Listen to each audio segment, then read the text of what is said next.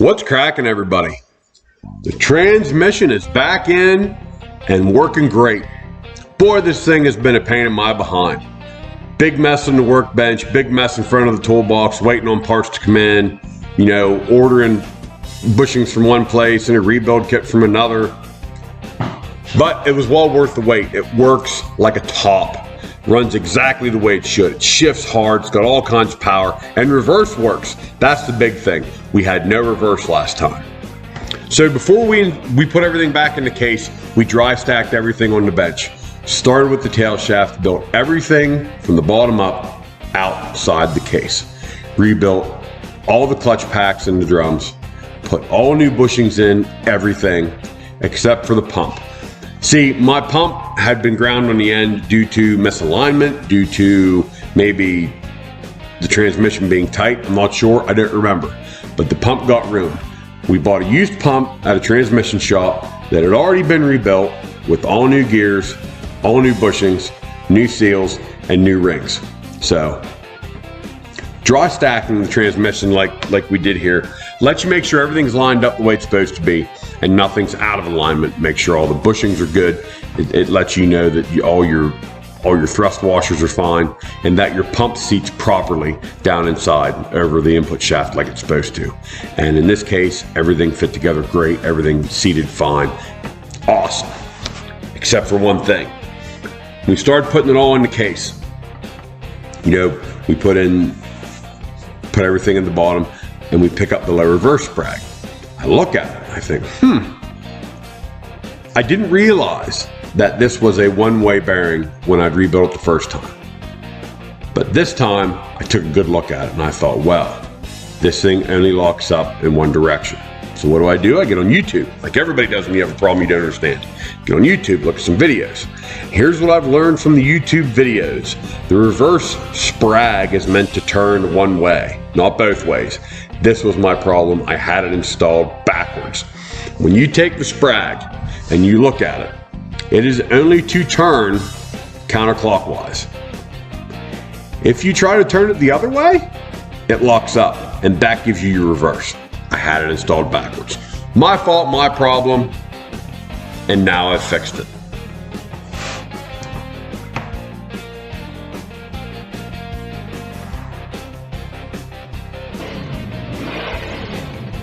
Tips, tricks, and tools of the trade to kick your project into high gear.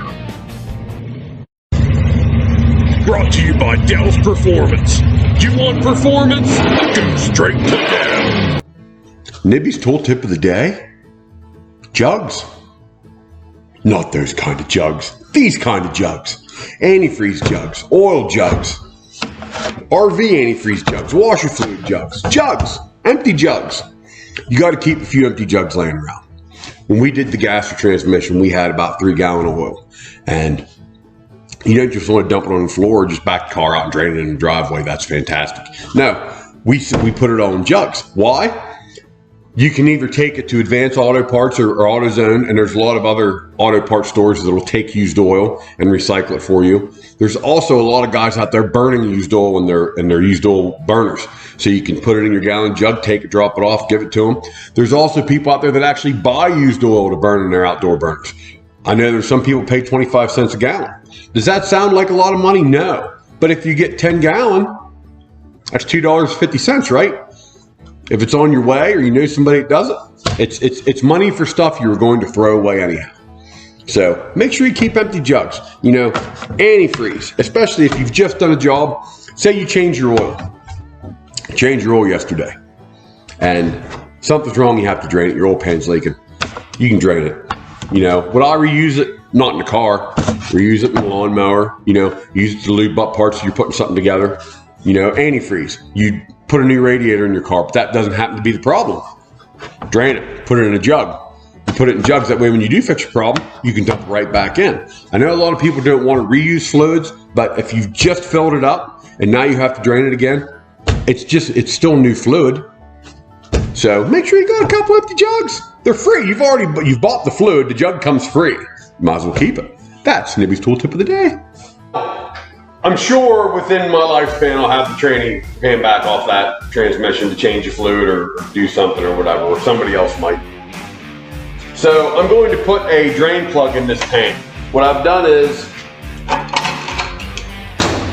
I just simply drilled a hole in the flat plate right here, and I put a bolt and a nut on. So I'm going to weld the nut. I'm going to weld the nut to the pan, and then I take the bolt out, put an anti-vibration rubber-lined washer on it, and that'll make it a plug.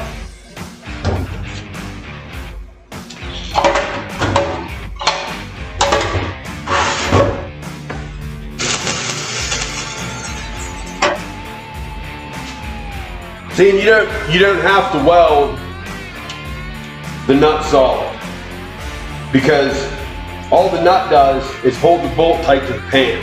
So, 4 or 5 spot welds around, that's it. The nut doesn't seal, the head of the bolt seals.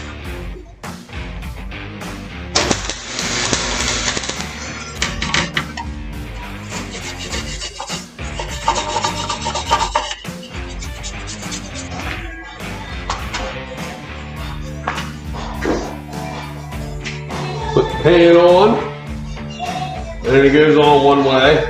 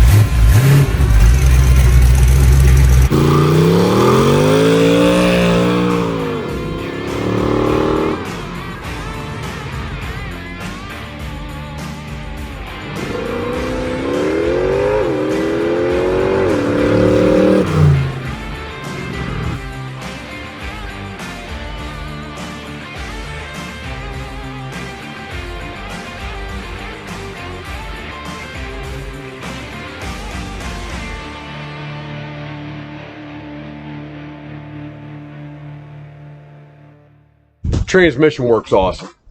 I'm so glad I got it back together and it's working okay.